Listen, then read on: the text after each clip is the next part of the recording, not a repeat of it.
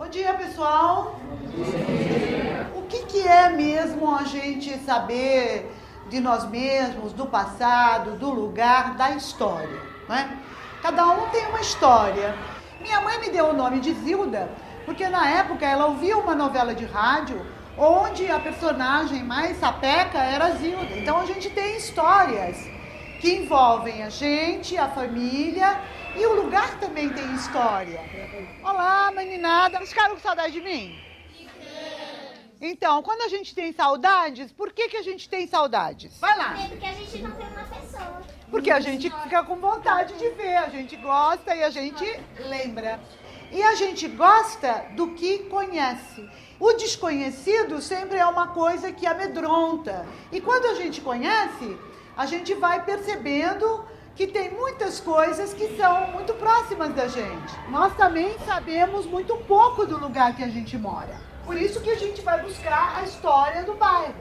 Eu gostaria muito que vocês fizessem lá em casa perguntas para os seus pais, de onde eles vieram, se eles sempre moraram aqui, se nasceram aqui, por que eles vieram para esse lugar, né? Quais são as histórias do passado. E de outro lado, nós vamos fazer coletivamente para descobrir como é o nosso bairro.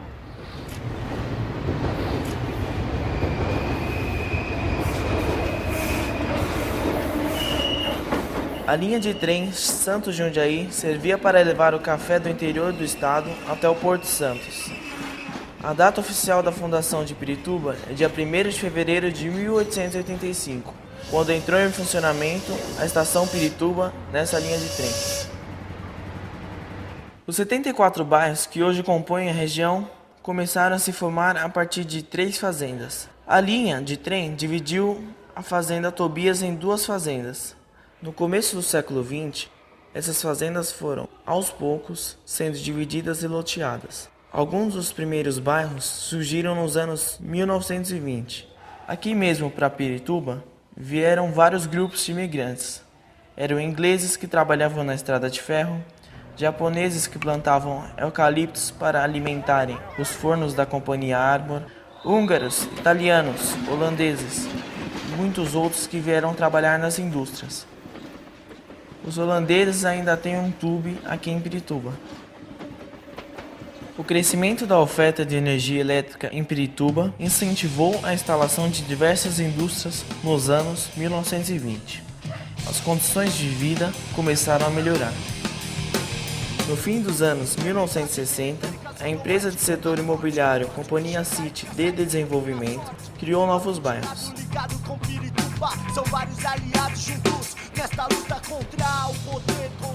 A Companhia Armor do Brasil, fundada em 1917, comprou parte das terras da Fazenda Tobias naquele mesmo ano. As boiadas desciam dos trens ou vinham pelas avenidas de Pirituba até o matadouro da empresa. Mas a Armor não foi a primeira a se instalar na região. A primeira foi a fábrica de cola paulista, em 1898. Depois vieram outras, como a Companhia Fiat Lux, a GC Lever, a Refinações de Milho Brasil. Aqui mesmo ao lado da estação de Pirituba, fica o Hospital Psiquiátrico Pinel, fundado em 1929. Aqui também fica a fábrica de pianos Fritz Dober, fundada em 1950. O Lanifício Pirituba foi uma importante indústria de Vila Barreto. Meu avô e minha avó se conheceram quando trabalhavam lá, na década de 1940. Desde então, moram na Vila Barreto, bem ao lado de onde era o Lanifício. Oi, vó. Tudo bom? Tudo bom. Vó, a origem dos seus pais? O meu pai era espanhol e a minha mãe era brasileira. A minha mãe era do lar e o meu pai trabalhava no Lanifício Pirituba. Ele começou a trabalhar no Lanifício em 1928, como tecelão.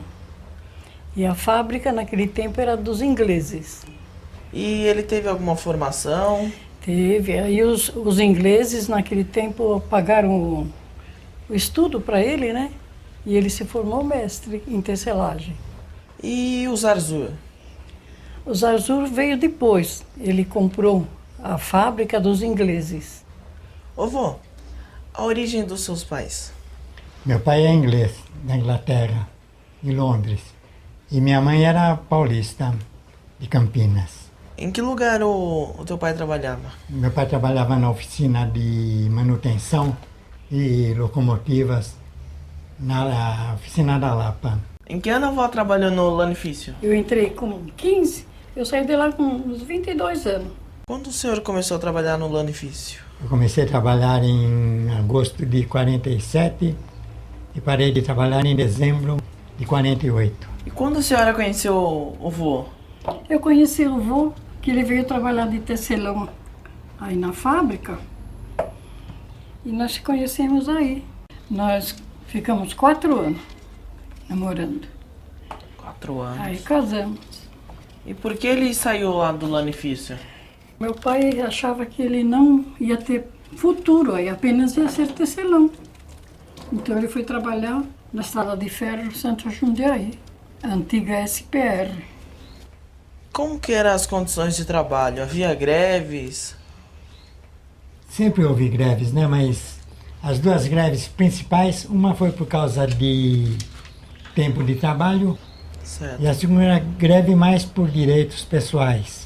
Como era a região na época? Aqui em Pirituba era muito deserto. Esta parte de cada Avenida Benedito de Andrade era cafezal. E da outra parte dela, da Avenida Benedito de Andrade, era pasto e mata. Onde a Avenida Benedito de Andrade agora era uma simples picada. E passava um ribeirão ali.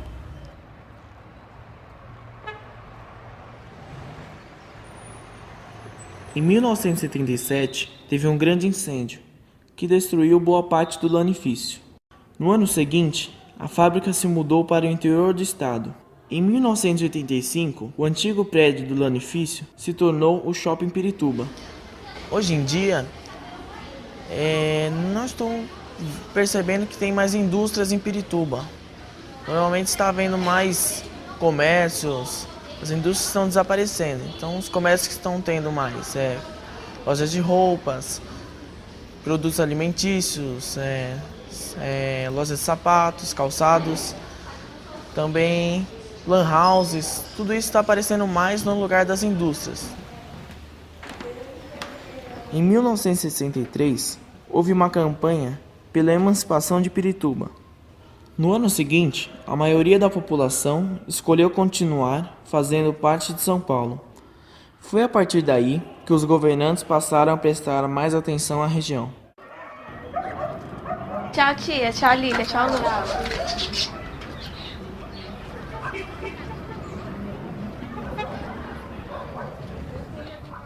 Há 200 anos atrás, Pirituba era uma área rural.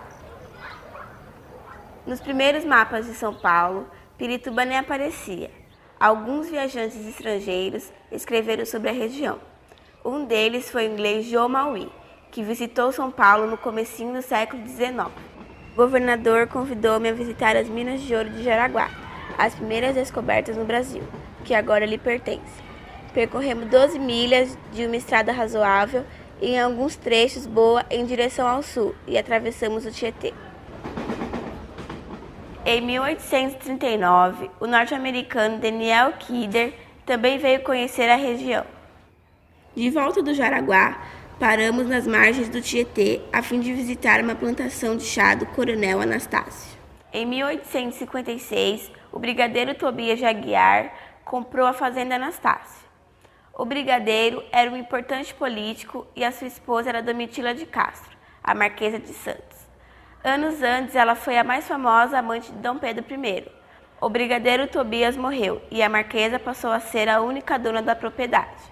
Ela viveu em Pirituba até o fim da vida. O bairro Domitila tem esse nome em homenagem a ela. Mas algo me dizia que a história de Pirituba não era só a história desses fazendeiros. Os escravos negros, que substituíram os escravos índios, trabalharam muito na mineração do ouro. Depois foram usados nas plantações de café e de cana. Em 1888, finalmente veio a abolição. Começaram a chegar os imigrantes para trabalhar, só que agora recebendo salário. E como ficaram os antigos escravos e seus descendentes? Os negreiros chegando ao Brasil, com negros, faziam comércio de escravos. Naquela época eles eram escravizados, levados à chibata, eram maltratados pelo seu senhor. E até hoje a gente vê uma diferença entre negro e branco. Na época da abolição, pensaram que tudo ia ser mais fácil, ia existir mais empregos. É muito difícil para o negro encontrar o emprego, um lugar na sociedade. Ganhar seu sustento, ter a sua casa, ter um lar, ter uma família. Faltam empregos para que o povo possa estar trabalhando. Favelas foram sendo criadas por falta de moradia e emprego. Acho que não tem porquê, todos nós somos iguais e não tem porquê ter uma certa diferença entre negro e branco. Todos nós somos seres humanos e devemos ter os mesmos direitos. Pesquisando na internet, eu descobri uma coisa incrível. Tem vários indícios de que existia um quilombo em Pirituba no século XIX, bem na Vila Mangalode, perto de onde eu moro. Tem até uma senhora chamada Dona Conceição, que lembra a história que seus avós contavam da época da escravidão. Quilombo na língua africana bantu quer dizer povoado. Os quilombos eram os lugares onde os escravos que fugiam se escondiam. Resolvi ir atrás de mais informações sobre o quilombo piritubano. Agora vou apresentar para vocês a minha família. Essa daqui é minha irmã.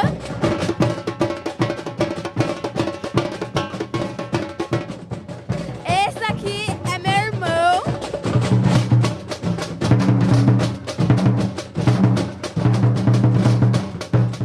E essa daqui é a minha mãe.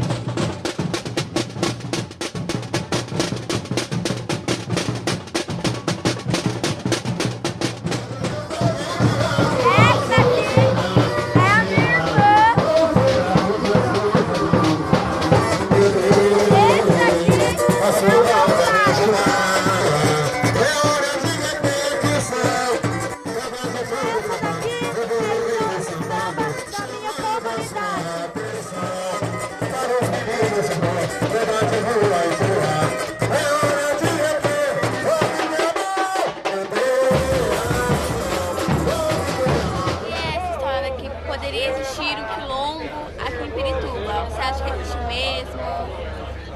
Bom, hoje o quilombo de Pirituba é a prova de fogo, né?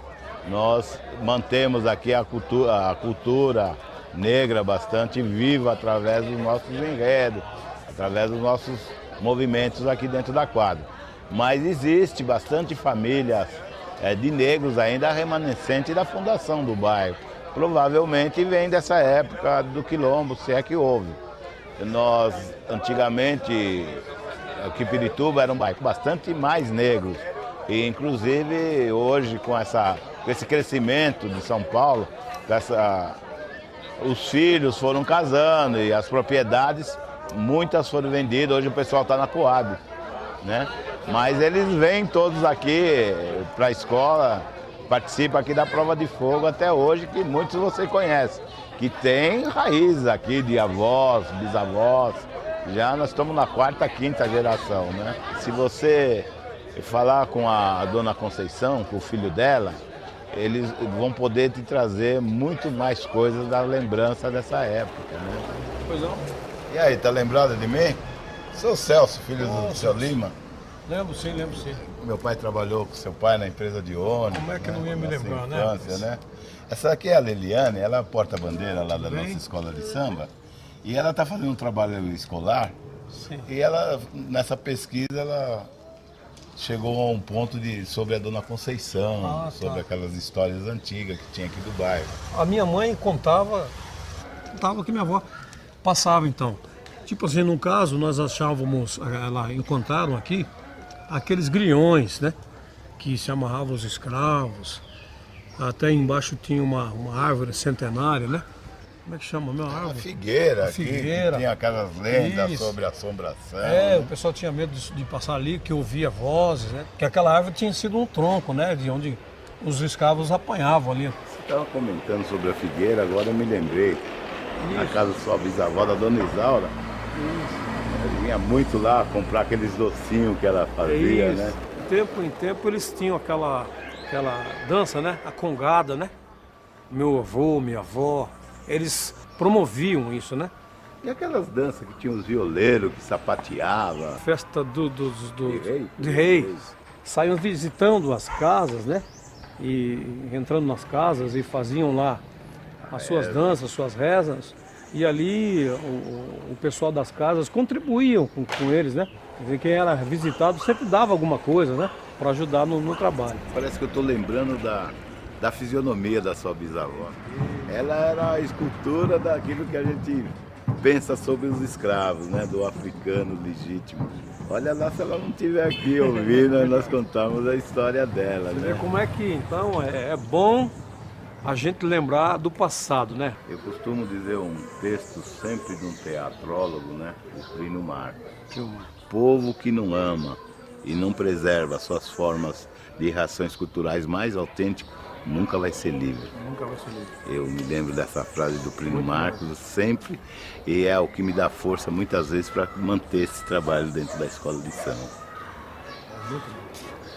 Ô Marcos, mas foi muito bom a gente se reencontrar. Precisa visitar mais a gente está contando essas histórias. Se não fosse o trabalho dela escolar... Quando os portugueses chegaram ao Brasil em 1500, existiam aqui mais de 2 milhões de índios. A vila de São Paulo de Piratininga foi fundada em 1554, bem no meio de uma importante aldeia indígena.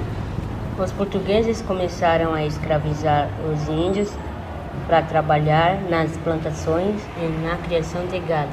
Os índios não gostaram e fizeram várias revoltas e guerras contra os brancos. Aqui mesmo em São Paulo, vários grupos de índios se juntaram para resistir. A guerra durou 5 anos, de 1590 a 1595. No fim, os índios perderam feio para os colonos, que eram liderados pelo Afonso Sardinha. No começo do século XVII, na região de São Paulo, quase não existiam mais índios. O meu povo é o povo Guarani.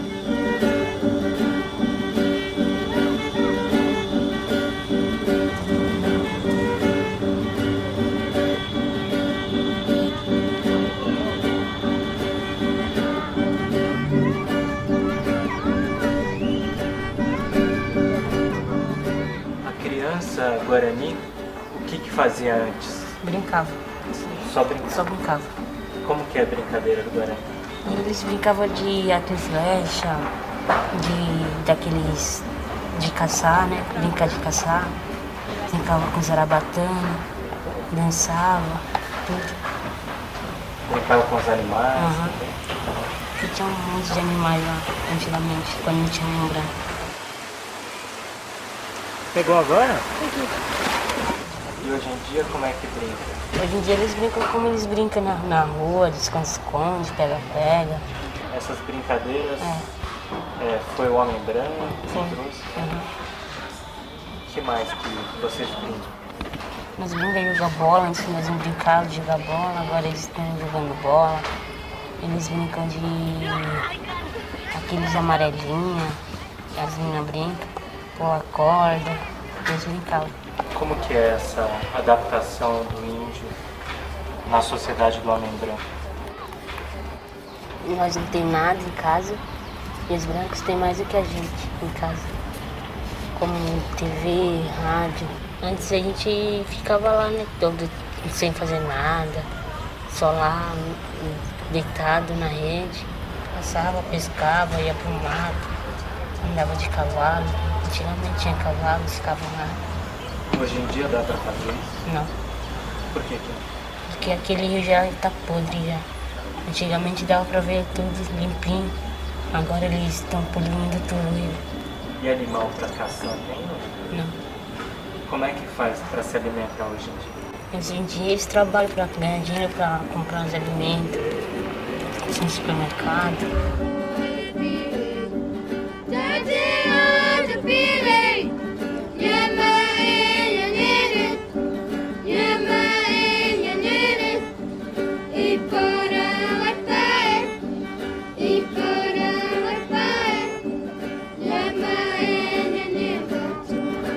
Até hoje Hoje dá para ver como a língua dos índios foi importante.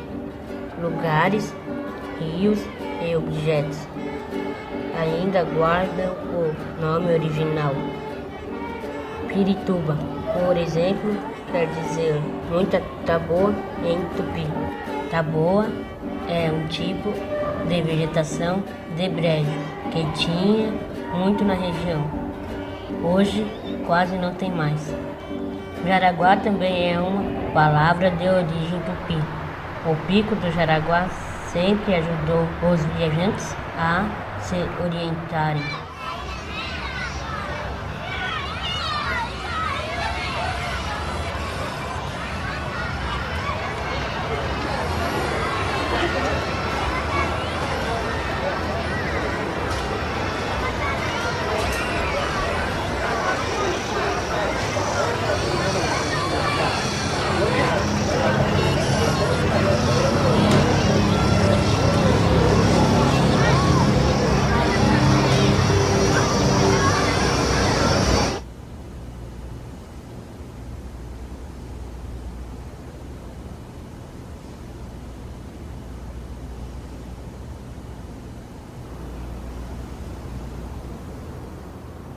Aqui ficava a casa do Afonso Sardinha, aquele mesmo que combateu os índios de São Paulo. A casa original não existe há muito tempo, mas esse muro é bem antigo. Aqui eles procuravam ouro na água do riacho. Meu nome é Fábio, eu moro ao lado do Pico do Jaraguá, na aldeia Guarani de Coaitu. Quando os brancos chegaram aqui, eles fizeram esse tanque, né, para lavar as pedras preciosas que os bandeirantes usavam. Os bandeirantes eram aqueles homens brancos que ficavam atrás de pedra preciosa, de ouro, né, de tesouros. Aí aqui eles fizeram aqui esse, tá vendo isso aqui, ó, esse cimento aqui, é uma pia que eles fizeram, né, e quem fez foi os escravos que fizeram. Os escravos eram assim, muito judiados, né? Eles batiam nos escravos assim, para eles fazerem isso tudo aqui. Hoje, depois de muito tempo, né, que passou, o curso da água vem desde lá de cima lá do pico lá, aí passa por aqui. Só que antes ele dava a volta por ali, ó. Esse muro aqui, ó, também foi feito pelos escravos, porque ali atrás passava água que caía lá dentro daquela pia, daquele tanque que eu mostrei para vocês ali. Quando nós viemos aqui, tinha caça, até agora tem um peixinho ainda, né? Mas não é tanto como quando nós viemos aquela vez. Agora está chegando o pessoal branco, estão fazendo casa mais pertinho da gente. É muito difícil de a gente ganhar dinheiro aqui. Tudo tem que comprar. A gente não trabalha fora, para trabalhar tem que ter estudo. E a gente vive com artesanato, né? A gente vende um pouquinho de artesanato. Se eu vou, plantava milho, feijão, dava para plantar, mas agora não dá mais não tem mais nem lugar para a gente plantar mais. É a história, vocês vão casar, vão crescer mesmo. Aí vai contar para os seus filhos. A avó contava a história, contava que chegou assim lá aqui no lugar. A aldeia onde eu moro é uma das 4 que existe ainda hoje na cidade de São Paulo. Pirituba mudou muito. A antiga estrada São Paulo-Campinas, hoje é a Avenida Raimundo Pereira de Magalhães. É de Pirituba que saem algumas das estradas mais importantes que ligam a cidade de São Paulo ao resto do estado. Se antigamente Pirituba era considerado interior, hoje faz parte dessa imensa cidade de São Paulo e continua mudando e transformando a cada dia, uma história construída por cada um de seus habitantes.